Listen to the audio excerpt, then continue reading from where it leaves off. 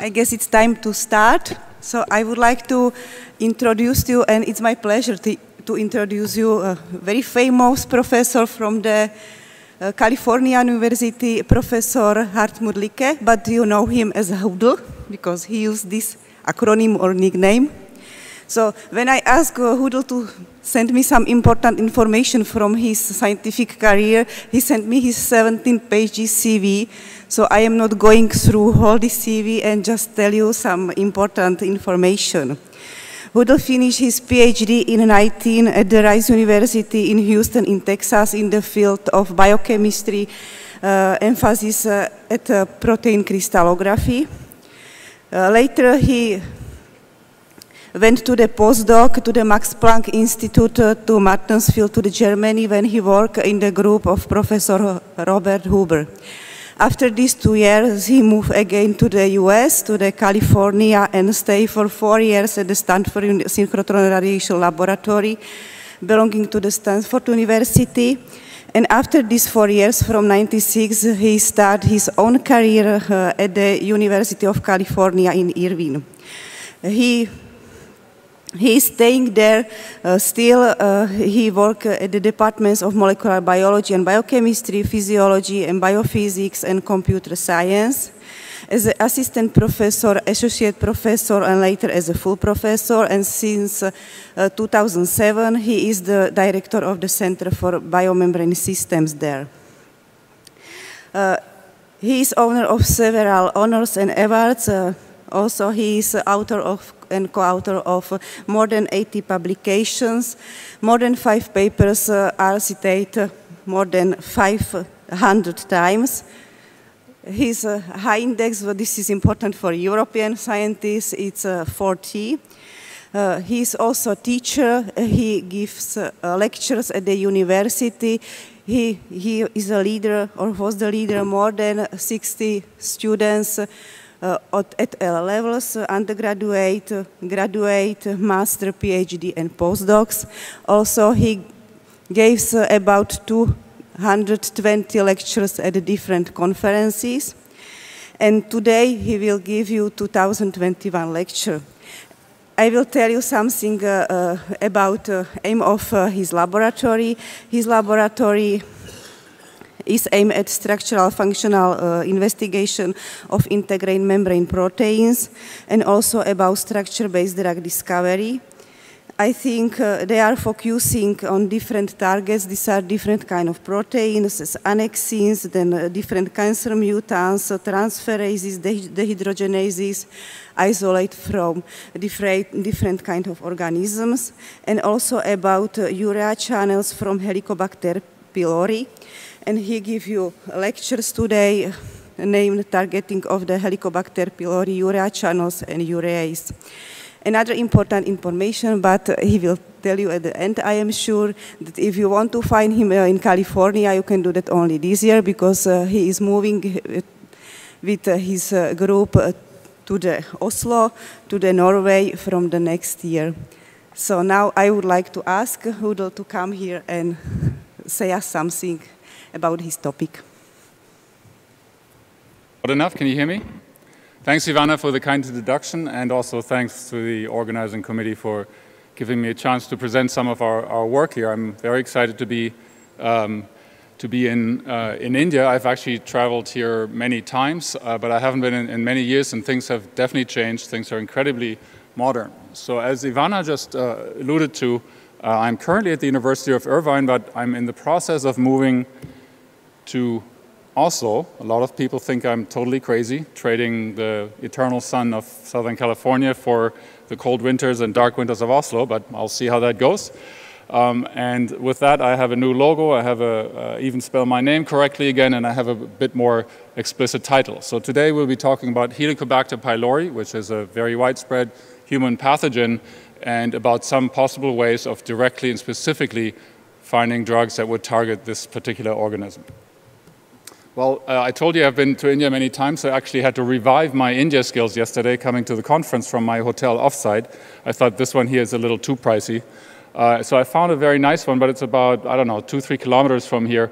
So I waved down one of these little auto rickshaws, and then I had to negotiate the price. I probably didn't do all that well, but I got it down to about half of what the guy was asking to, and we had a good time anyway. So that was fun. So it's great to be back in India, although I've never been to Hyderabad. So with that, to the topic of today, my group works, about 50% of our projects are on membrane proteins. So this is just an example of one here. And you can probably appreciate that this whole about 30 angstrom high belt here is usually entirely hydrophobic. And the fact that these proteins can only be expressed and typically into the plasma membrane or other membranous compartments, and that they are very resistant to be removed from there, at least in their native state, makes everything that when you work on them structurally or biophysically significantly harder. And that can be seen if you look at the statistics of the PDB, which I pulled down yesterday. So there's about 130,000 structures in the protein data bank as of yesterday. But of those, not even 2% are structures of membrane proteins, and only about 700 unique structures of membrane proteins. So membrane proteins are clearly underrepresented, because it's not that there are very few of them. It's about 20–25% of a typical genome are membrane protein structures. It's just that they're that much more difficult to work with. And in Excel, this looks very, very terrible. You can see the membrane proteins, tiny sliver down here.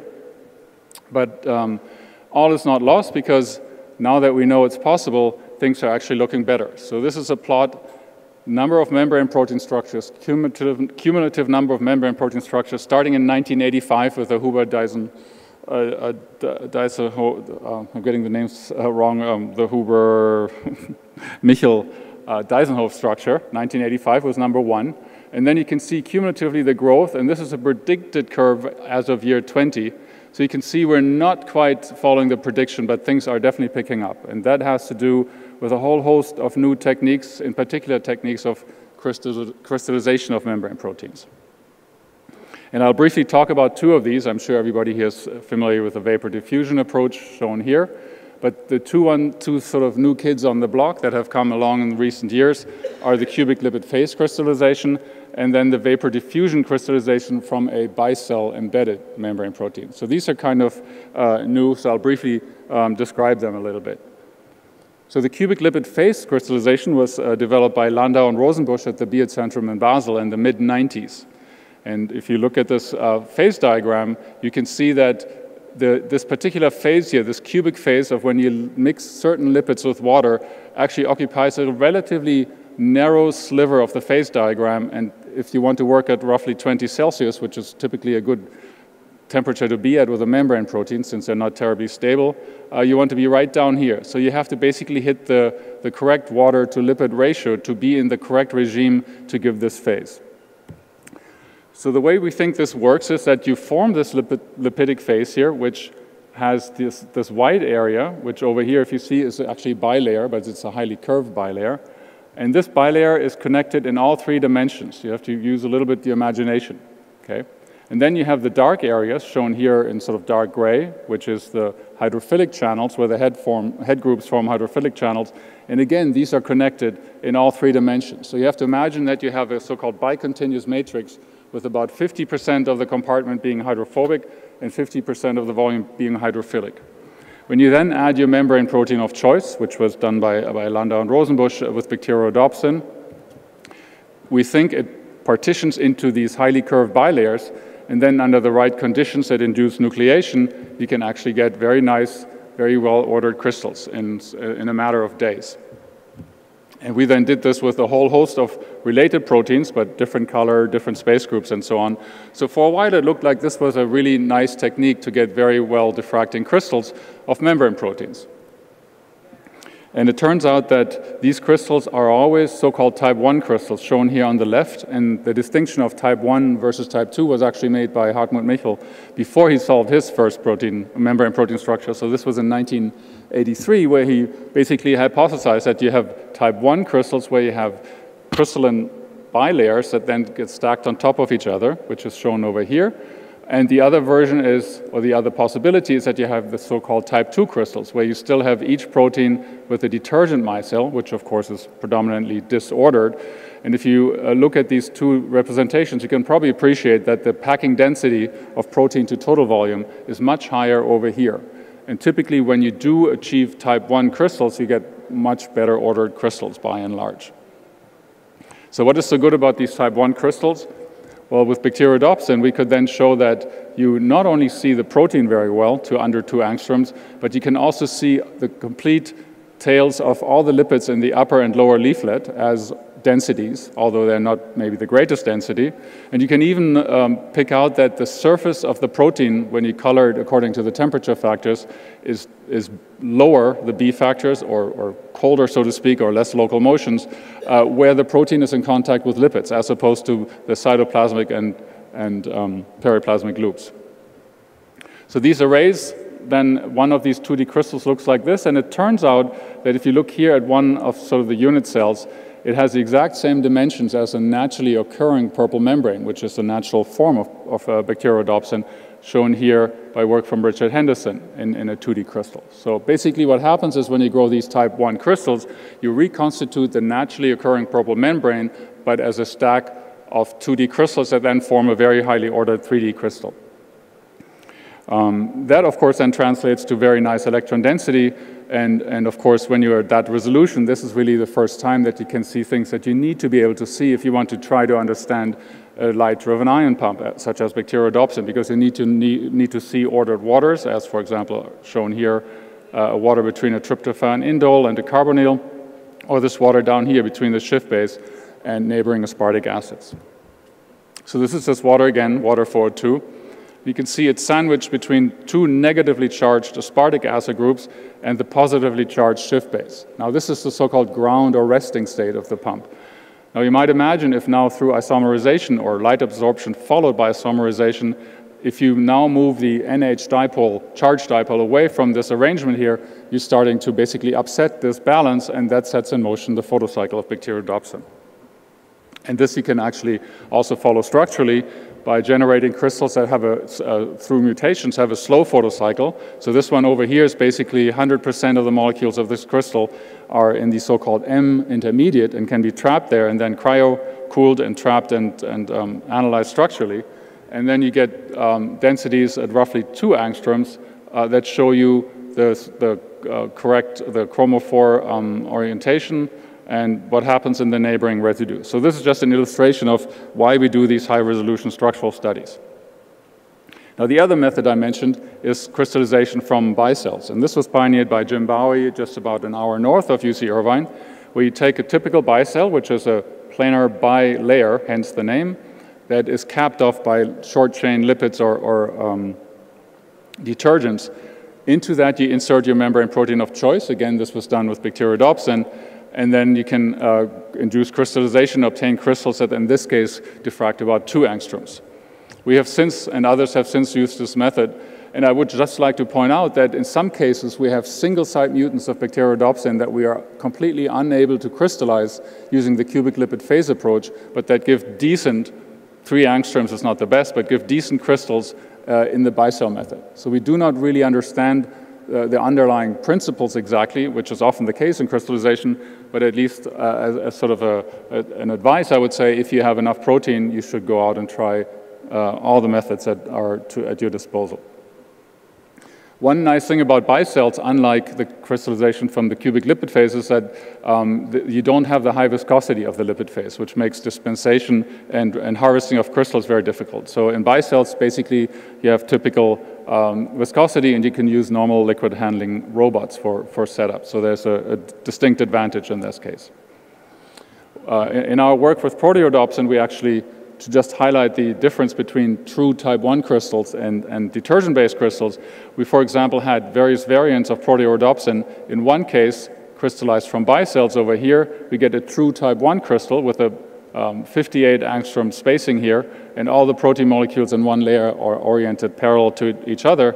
And that is compared to the detergent-based crystals from a related protein, which have a wider spacing. So these are not really true type 1 crystals, and also have proteins that are anti-parallel to each other in the same bilayer. But you can see the resolution was better for these, but the phasing was done on this particular form over here. If you analyze them, you find that the one form gives you hexameric rings of the protein with a crystallographic twofold going right down here. So the asymmetric unit is 3 molecules, where the other one you have 5 molecules, and obviously the asymmetric unit is all 5 molecules. Now we thought we had found something new until we did a careful literature search, and we found that 5 years prior, a group in Frankfurt, Clemens Glaubitz and co-workers, had actually found with AFM that in the same preparation they could see, shown over here, they could see hexamers and pentamers of a related protein. So we didn't really discover this for the first time, but under the slightly different conditions of forming the crystals, we can also see the hexamers or the pentamers.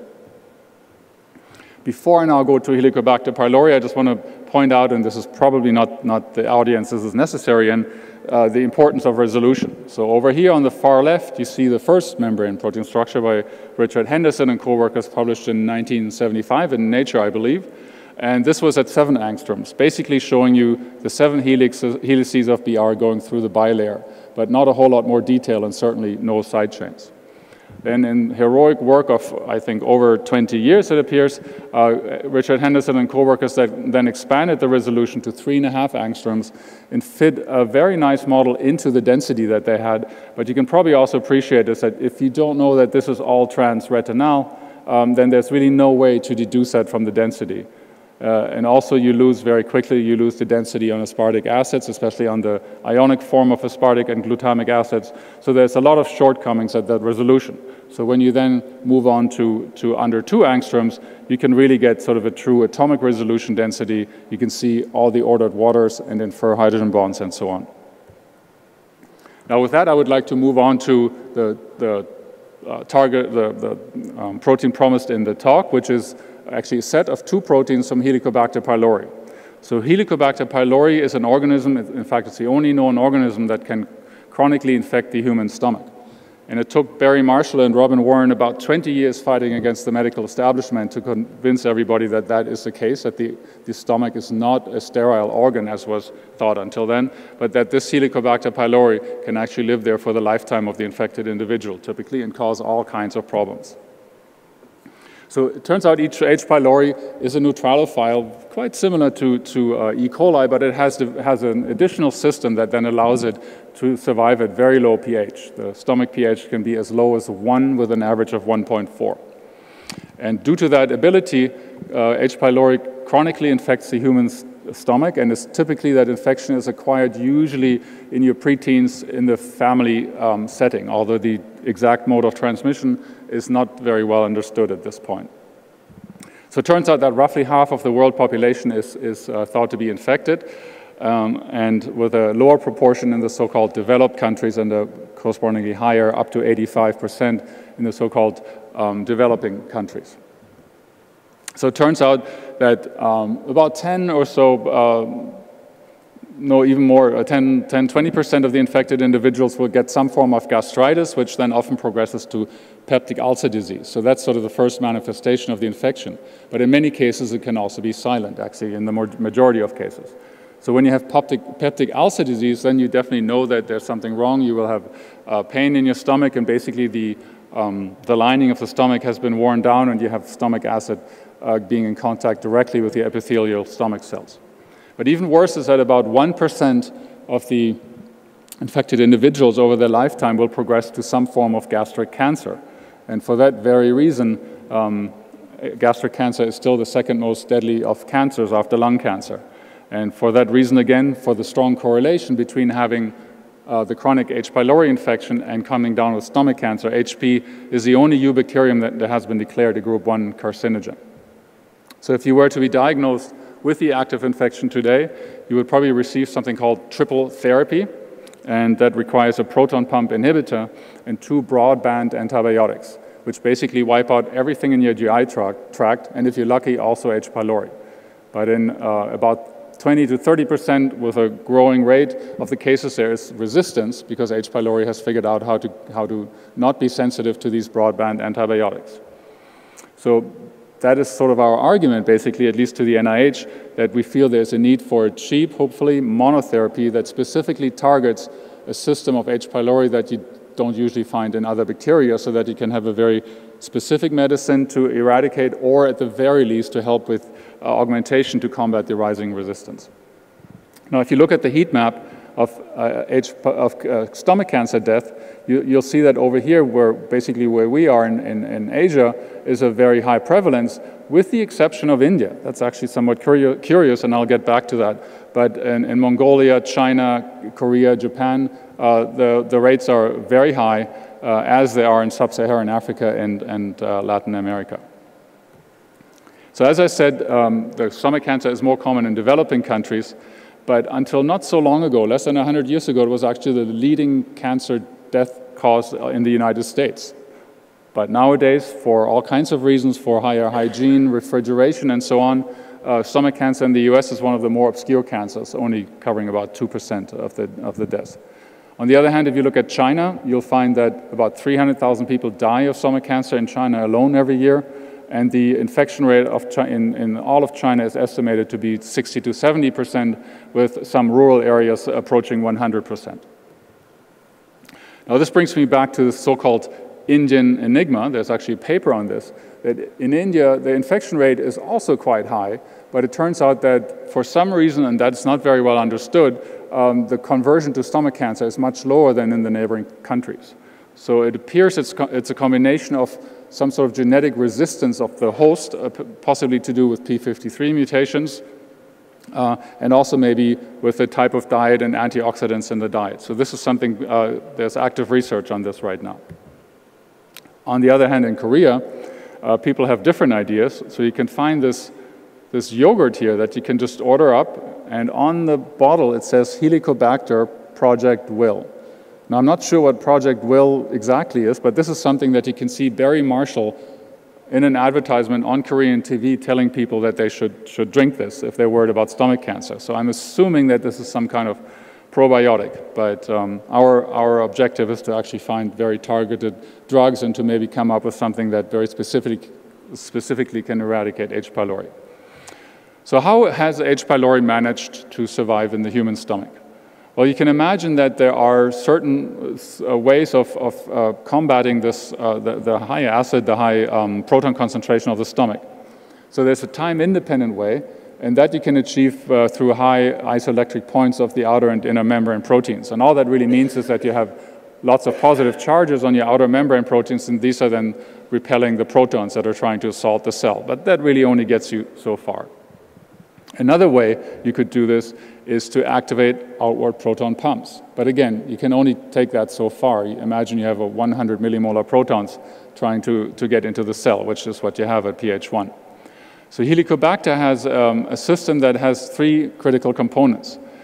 It's actually utilizing the host's millimolar urea concentration in the stomach, which is similar to the urea concentration in our blood. And it then has a set of two proteins that, when they work together, is able to generate, basically, in simple terms, a cloud of ammonia that is locally neutralizing the stomach acid. So these two proteins are a cytoplasmic urease with extremely high expression. 8 to 10% of the total protein of H. pylori is that urease, and it is cytoplasmic, and I'll explain in a second why it has to be cytoplasmic.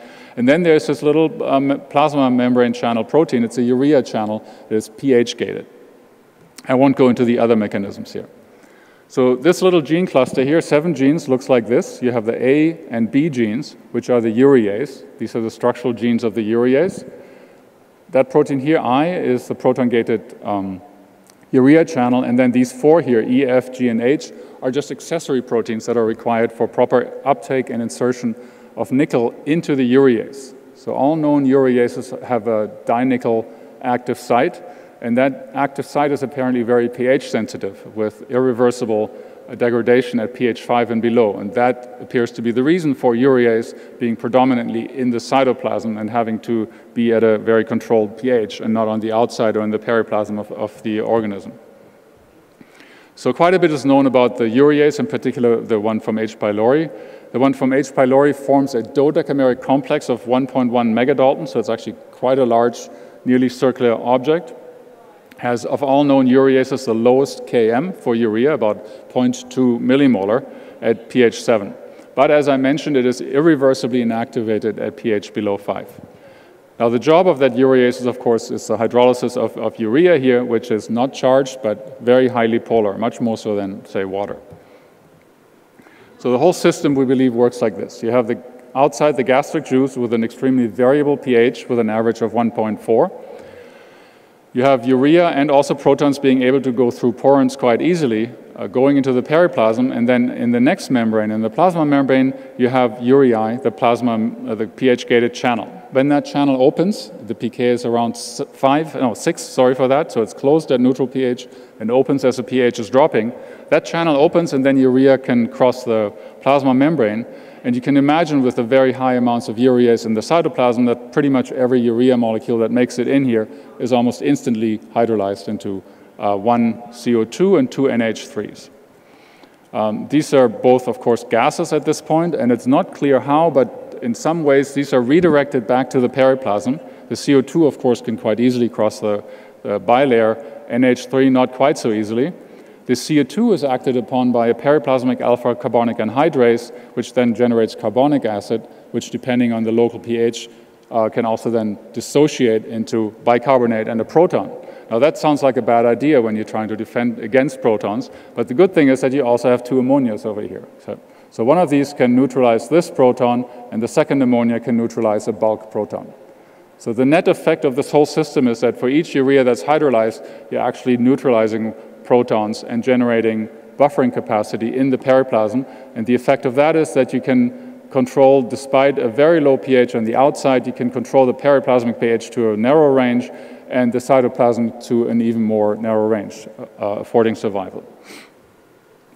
Now you can actually show the effect of this system if you take as a function of pH here, if you look at the urease activity of intact Helicobacter pylori, you can see that at low pH, there's very high apparent urease activity, which then drops off rapidly around pH of 6, and there's almost no activity at high pH. So what you're seeing here is the gating of the channel, right? It's accessibility of urea to the urease. If, on the other hand, you homogenize your H. pylori, that is, you break the plasma membrane and you now allow the urea to come into direct contact with the urease, you get the opposite pH profile. That is, you get high activity at neutral pH and then no activity at pH 5 and below, which is due to the fact that I mentioned earlier that all known urease is irreversibly inactivated at pH 5. As a further way of target validation, you can also look at what happens when you do a knockout of just the plasma urea channel. On the left, as a function of medium urea concentration, you can see the survival index of live H. pylori at a constant pH of 2.5 of the medium. And you can see when there's no urea present, of course that system doesn't work and they don't survive. But the moment you get several millimolar urea, you get almost full survival. If you knock out just the channel ureae, you can still get survival, as you can see over here, but you need extremely high urea concentrations, which are non-physiological. So what we think is happening here is that there's, because of the finite diffusion coefficient of urea across the bilayer, when you have several hundred millimolar urea on the outside, you actually do get enough urea across to drive the system in the absence of the channel. But like I said, this is not physiological.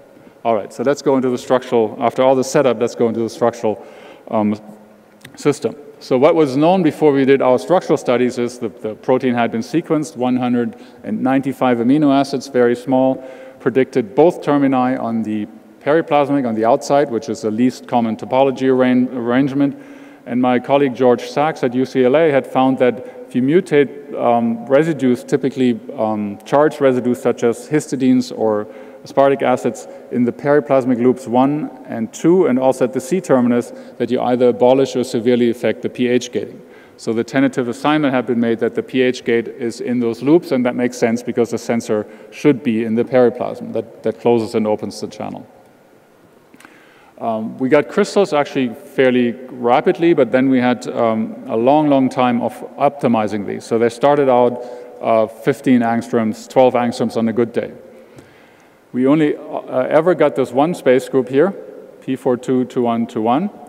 And even worse is that the C-axis length of this crystal form from crystals from the same drop would vary between 135 and 152 angstroms. So this, of course, is a huge red flag because that means you cannot really use data from two different crystals to either merge native data or even worse for doing heavy atom work. At the same time, we had done a limited high-throughput screen and identified several compounds that were decent inhibitors of the transport. For example, this aeropiperazine compound over here that when added to the drops of our native crystals would apparently get enriched inside these crystals, but we didn't have good diffraction, nor did we have phases at this time, so not particularly useful. This is probably the right slide for this conference. This is sort of our crystallographic bragging slide. So these are all the things that we had to do to come up with a final structure. So it took us about 3 years to go from the initial 12 angstroms to 3.1. And this had to do with moving the his tag from either of the termini to periplasmic loop 1. That's all that worked for us. We have to work with a mix of detergents for crystallization, and we also have to dope the crystal setups with E. coli polar lipids. So a whole lot of little tricks in order to get to high resolution. And as I mentioned, because we couldn't merge the diffraction data between crystals, we had to do everything with a single crystal. So then over the course of something like 5 years, we soaked over 1,000 crystals. We tried everything we could think of, mercury, platinum, large clusters, xenon. Nothing gave us usable phases or sites. We then went back to something that we actually had initially thought was not going to work. That is, we exploited the selenium, the methionine sites, but even counting the N-terminal methionine, which you don't necessarily have, we could maximally expect 3 seleniums per monomer. And we got crystals, small crystals that would show an anomalous signal to about 8 angstroms. We collected several hundred of these data sets, but could never get usable phases or even find the sites. But then we had several, like 3 or 4 larger crystals that took 5 months to grow. And with those, we could actually extend the anomalous signal or could see one to about 4.5 angstroms. And it was actually, and this is something I didn't expect, it was crucial to collect the data, the MAD data, in 10-degree wedges. So if we used our typical 30-degree wedges per wavelength and then going back in the next wavelength, there was so much sensitivity to the decay of those selenium sites that apparently that was degrading the signal. And then with phase extension due to 3-fold NCS and also multicrystal averaging, we were able to extend the phases from 4.5. So this is the structure that we first saw, totally unrefined at this point. So it turns out this protein, just like the proteorhodopsin that I showed earlier, is forming a C6 hexamer with, again, a crystallographic 2-fold right through the middle here. So these 2 molecules are crystallographically identical. Now, the first thing you probably ask yourself, you've been working on this for 5+ years, and you know it's a channel, where's the urea going through? Is it going through the center, through this portion here, or does it go through each of these molecules? And I think I can answer that question. But first you have to ask yourself, is this hexamer even physiological? Is it something that exists in nature and in H. pylori, or is it something that you sort of force due to the high concentration and the crystallization conditions? So we analyzed the protomer interface, and it's about 2,600 square angstroms and covers about 25% of the total surface of each protomer. So for most people, I think this would very unlikely be pure chance. And of course, it's very hydrophobic, this interface. We also ran what's called a blue native gel. So urea, the membrane protein that we're working with, is shown here. You can see that there's a single band at roughly a little over 140 kilodalton, but the monomer is only 21, 22 kilodalton. So this would be consistent, at least, with a hexamer. It doesn't prove it's necessarily a hexamer. Whereas a sort of control trypsin inhibitor, which is also 21 kilodalton, runs as a monomer right here. So this supports that our protein in solution, but still in detergent, is still a hexamer. So when we looked and refined the structure further, we started seeing density at the central portion here.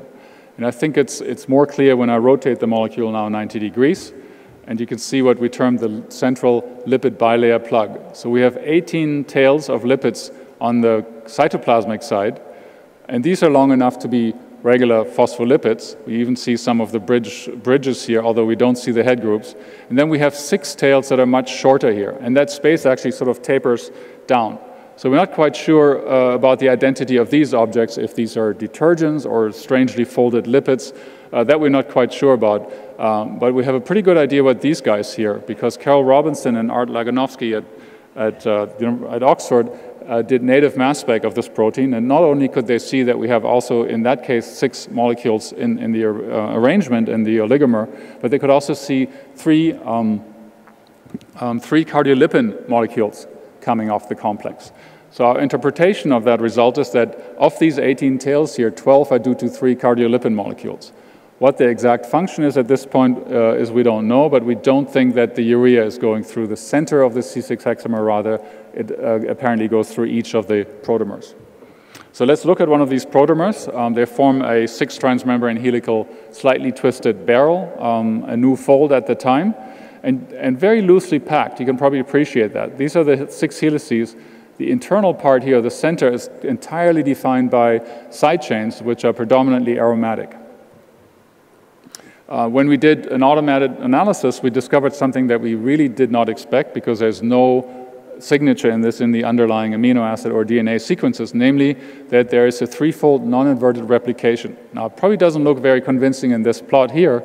If you take one molecule, let's say the green one, and then rotate it 120 degrees or 240, you get very good structural overlap. Okay, you probably think I'm trying to fool you, but if I rotate it 90 degrees, I think you appreciate that there's very high structural homology. So this is the same molecule overlaid on itself after rotation around this axis here. So this has been observed in other proteins, but never without a signature in the underlying amino acid sequence. So still this would suggest that at some point there maybe have been 3-fold repeat of a helical hairpin motif that then got fused, and from then on, of course, then these hairpins could diverge from each other to give you the functionality that we see today.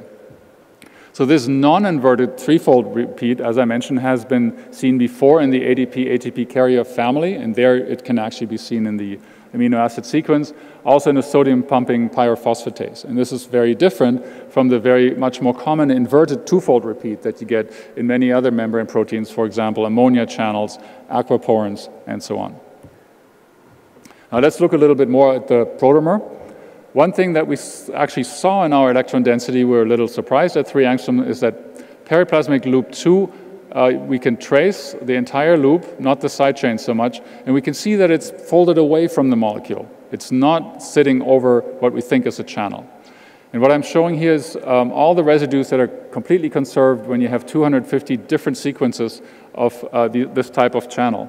So that again suggests that the business end of this channel is right here in the center, although there's some conservation at the protomer-protomer interface on both sides. There's no conservation here where we have this lipid bilayer plug.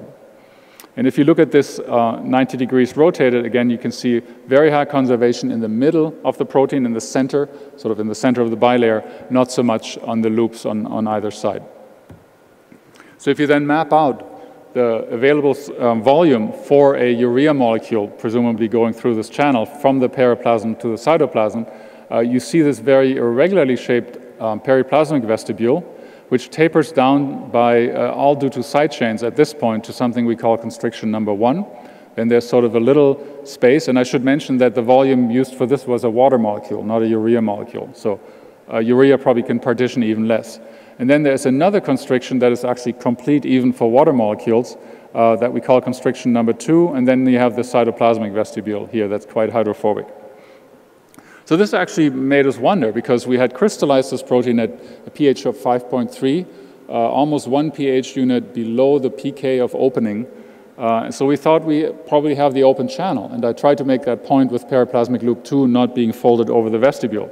But when you now look at what we think is a channel, you find that not even water looks like it can go through this channel at pH 5.3. So this was a bit of an issue for us and for the reviewers. So they said, well, we need some mutations to make sure that you have correctly identified the urea channel. So we did some mutations. This is the wild type, which we call just 6-his. And what's plotted here is in oocytes, the transport of urea versus thiourea, sort of the discrimination between urea and a urea that has a sulfur instead of the oxygen, so is slightly more bulky. So you can see it's about 5:1 for the wild type, and much less for mutants of tryptophan 153, which is one of the side chains that's blocking or generating constriction number 2. Now at this point, I want to back up and compare this structure to another urea channel. was first solved from the bacterial homologue of a protein called the urea transporter, which in my mind is also a channel. So it's a bit of a sort of misnomer in my mind. And these are related to, and have since been solved, the human UTA, UTB urea channels. So these are proteins that I just mentioned. They are the ones that have that twofold inverted topology, where you have the first half and then the second half related by a pseudo-twofold in the plane of the membrane. And these happen to form trimers, now looking onto the membrane. This is one of the molecules in the channel, in this case is right here. So this is what that channel looks like. That channel is a very narrow, hydrophobic, about 18 angstrom long cylindrical path here through which the urea has to go. It is pseudo-twofold symmetric, and of course this channel is not pH gated. So this would be UTA, for example. It's a very rapid channel, the kind of channel that I would imagine, over 100,000 per second, close to 1 million per second ureas. And it is not gated and operates under a very high urea gradient typically. Now contrast this to the other urea channel that I just presented from Helicobacter pylori, which is different in many respects, in particular in its architecture. So this only has something like 10,000 per second per channel, is pH gated, and operates under a much smaller urea gradient. So clearly nature has come up with urea channels at least twice and with completely different architectures in completely different settings. Now this still doesn't address our question is, how does the urea get through this channel? You know, I told you about these constrictions. So you can look at electrostatic potential calculations. You can see that the center portion is more positive. So you might imagine that as the urea is coming down, it sort of pre-orients with the carbonyl pointing inwards and the NH2s pointing outwards. But still, how is it getting through? So what can you do when you just have a single protein structure that took you 5+ years to solve? You can do molecular dynamics, simulations, of course. So I teamed up with Martin Ohmschneider and his twin brother Jacob, and they put this hexamer into a bilayer, about 200,000 atoms, all atom model and charm potential. So this looks like this. You have your bilayer, you have in red the protein hexamer embedded, you have bulk waters, and then you have the main players, namely urea in green, CO2 in red, and NH3 in blue. So then they started a simulation, and this is just a 10 nanosecond loop from such a simulation. So if you look carefully over here, you can see the CO2s going through the bilayer quite regularly, and that's not surprising. It's not polar CO2. It can easily tunnel or go through a bilayer. Once in a while, you can even see NH3 going through. The green guys, on the other hand, they're very polar urea molecules. They never go through. Sometimes you can see one sort of going in a little bit, but in this loop, there's no transport. Now, luckily, Martin didn't give up, and he had a big chunk of supercomputer time at the Anton supercomputer. So he ran this out for 1,000 nanoseconds, shown here. And this is basically the z-axis where the protein sits right around here. So what is done here is that you're tracking individual urea molecules and see what they're doing. So if you look at this red guy here, it's bouncing around, and then the first time there's a transport event is after 500 nanoseconds. So it's going from the bottom to the top. And then the yellow guy here is coming down, and the green one is going up. So in 1,000 nanoseconds, 1 microsecond, we only have 3 transport events. Terrible statistics, obviously. But then Martin found ways to sort of constrain the system a little bit and run 7 microseconds, so we now have better statistics. And when you do have a transport event, you can actually look very closely at what's happening. So it's happening in a very short time. The actual passage is about 1 nanosecond of the urea, in this case coming from the periplasm, settling down. And in order for the urea to slide through the channel, the tryptophan 153 has to actually rotate around Chi2 upwards, and then the urea is sliding most likely through pi-pi interactions through the channel. But like I said, a fairly rare event. Under the artificially high urea concentration that we had in this system, we're getting a rate of 250,000 per second per channel, which if you scale it down to 5 millimolar is still quite low. What Martin also discovered is that there's quite a bit of water going through this channel. This is something that we didn't expect. Actually, this is 8 times 10 to the 9. This is the clip of a very good aquaporin. So we then went back to the lab and measured the water permeability, and yes, indeed, there's actually pH-gated water channel activity that is quite high.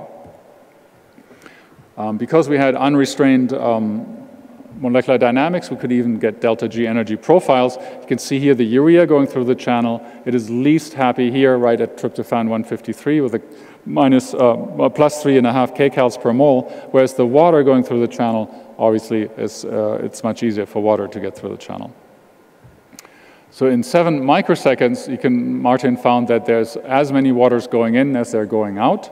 That makes sense, and it appears there are 2 conductance levels of the water channel.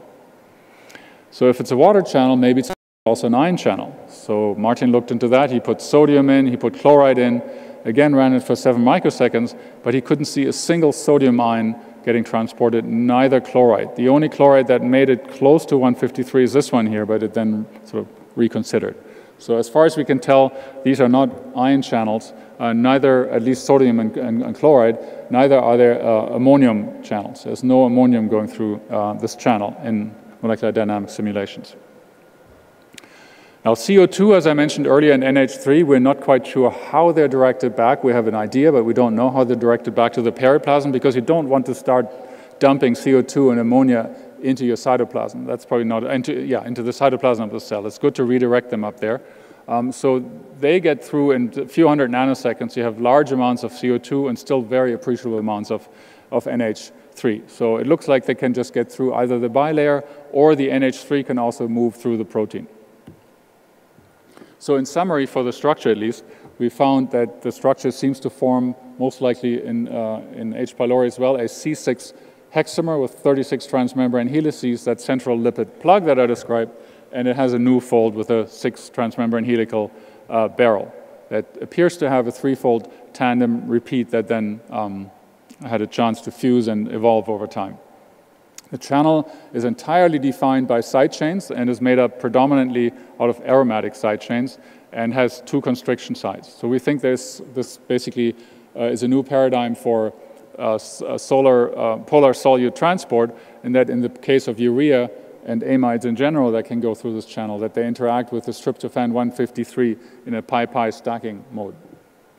We can also see that periplasmic loop 2, the one that was through mutagenesis involved in pH gating, and the C-terminus interact. They're close to each other in our structure, but the periplasmic loop in our structure is pointed away from the channel.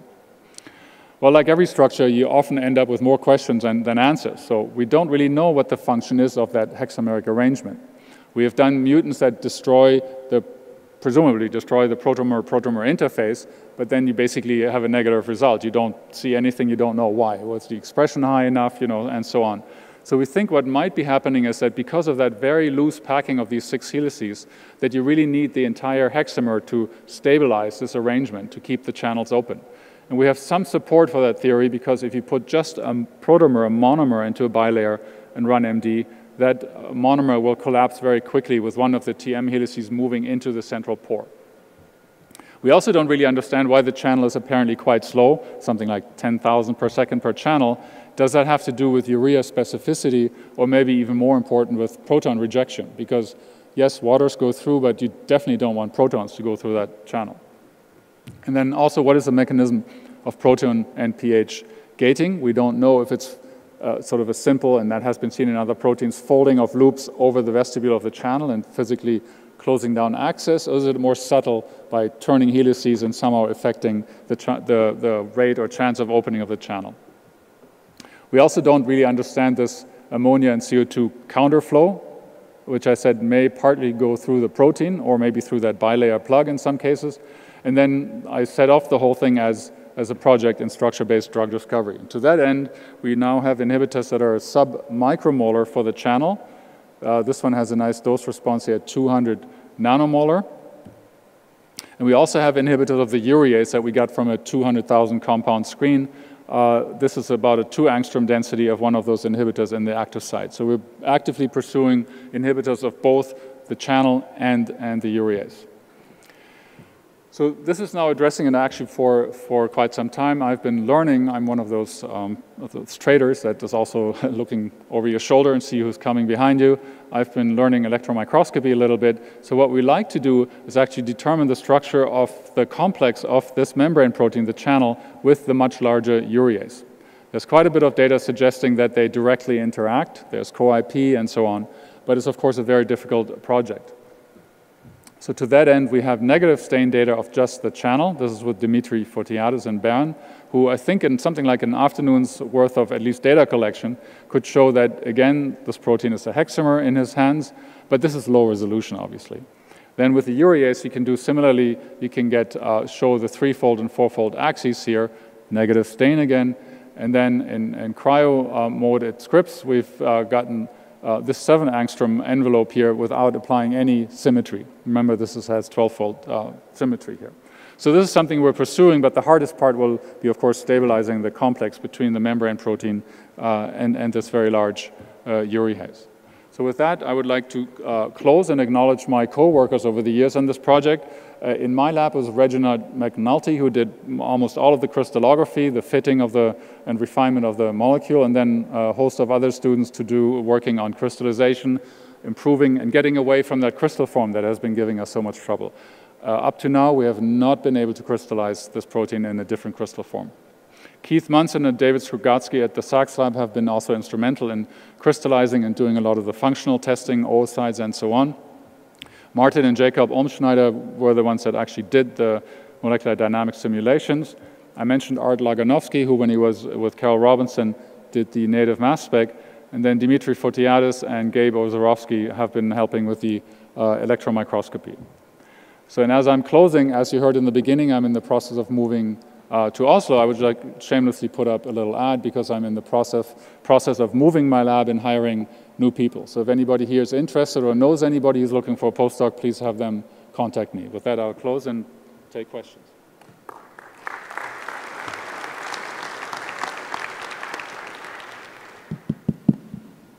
Yes?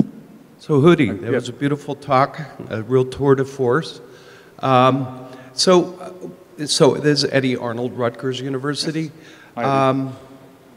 One of the holy grails of sort of antibiotic treatment is sterilizing inhibition. And one thing about your urease knockout is that you still have quite a bit of residual activity. So it looks like you'd want to have something probably targeting the channel, or perhaps both. What do you think the prospects are for sterilizing immunity? Or do you think that someone would end up taking this treatment sort of, continuously over the rest of their lives? So are you referring to the slide where I showed if you have several 100 millimolar urea that you can still get survival? Is that the slide you're referring to when in the absence of the channel?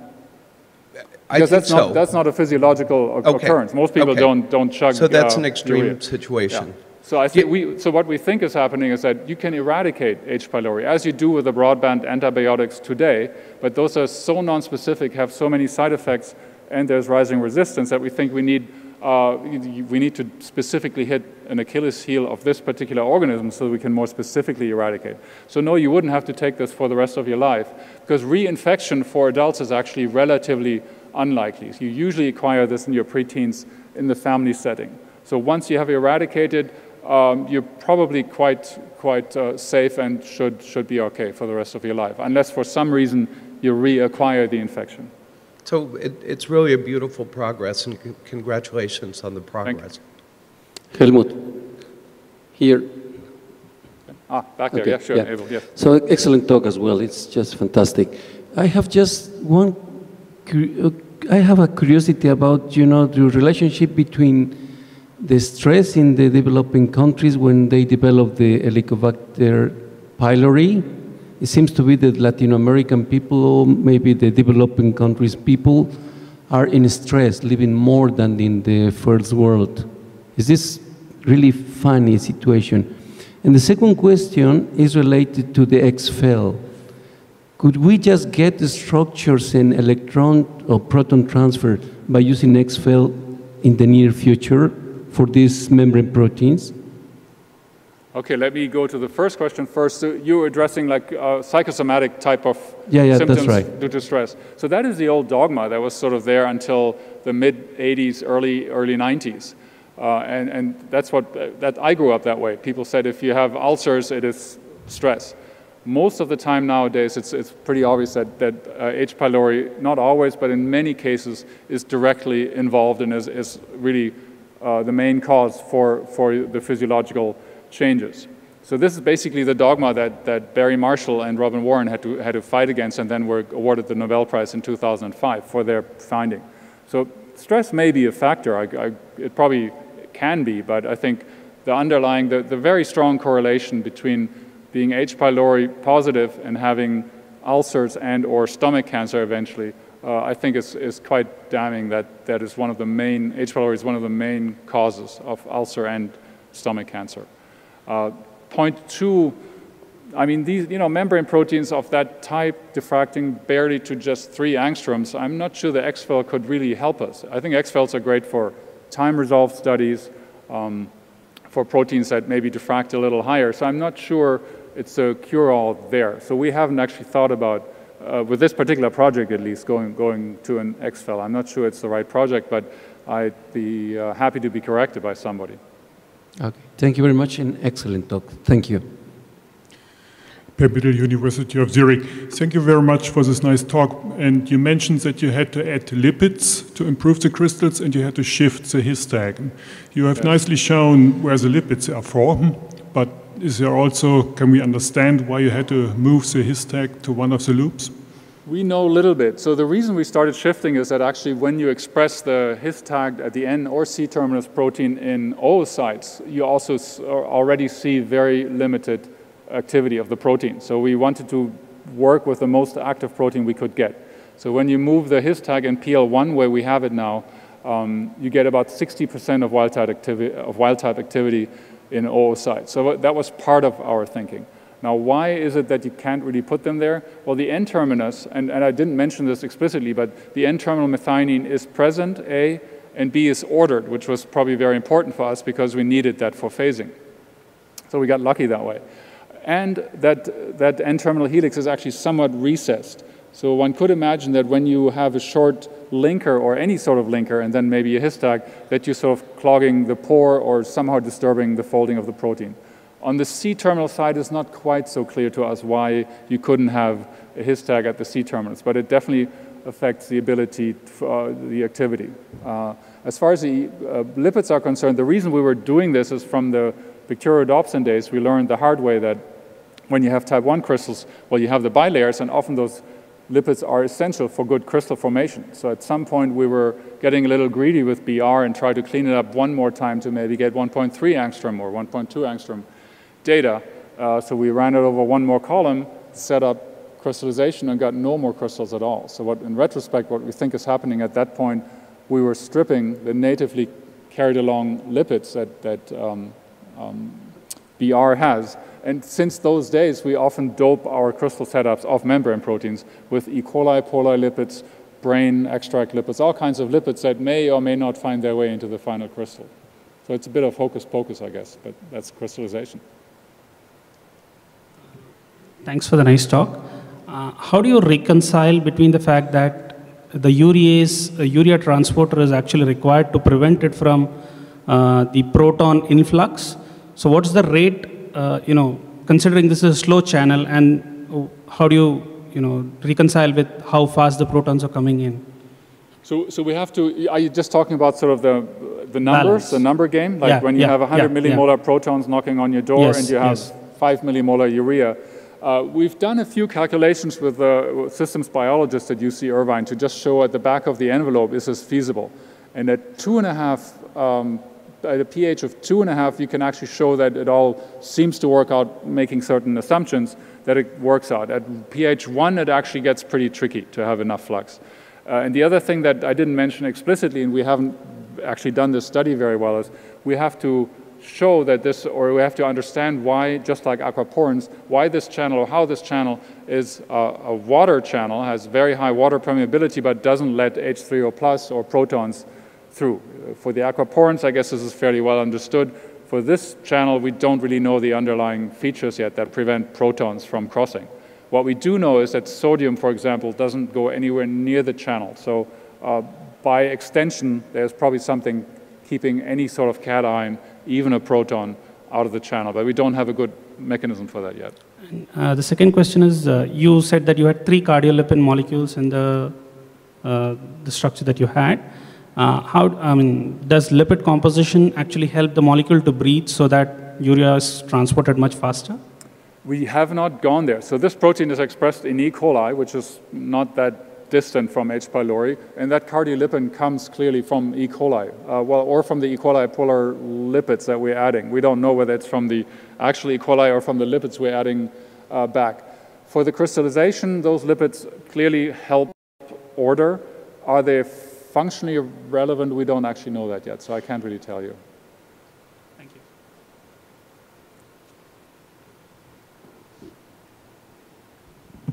I do not have a question here, but I have an explanation for the question you have that ammonia, how it is outfluxed from the periplasm.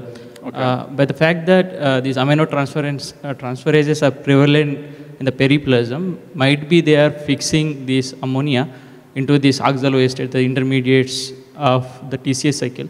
Probably thus they convert ammonia into amino acid and further they send it to the cytoplasm. Probably you can look for that.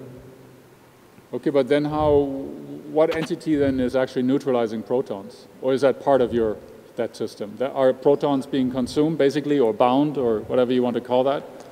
For aminotransferases, you need ammonium ion. Ammonia is further converted to ammonium, and then further you have hydrogen balance. Such ammonium further converted to amino acids here. Right. I mean, there's a possible explanation you can look for. I mean, it is known that there's sort of a cloud of ammonia around these bacteria when they're actively trying to fight the low pH. And that may be part of the actually damaging physiology over decades in your stomach. And as an aside, the test for whether you have an active infection or whether you have eradicated after a course of antibiotic is called the urea breath test, where you just take C13 or C14 labeled urea. In that case, you actually do drink urea. And then a few minutes later, you look for that labeled CO2 in your breath. So these gases, in the case at least of CO2, come out. And I think the ammonia will also come out as a gas. Fine. Yeah, thank you.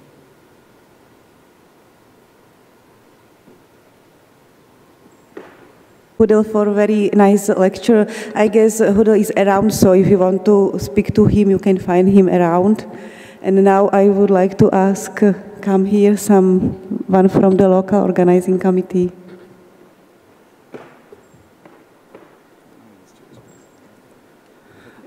As a token of appreciation, on behalf of local organizing committee, I present a small memento to the chair and the speaker.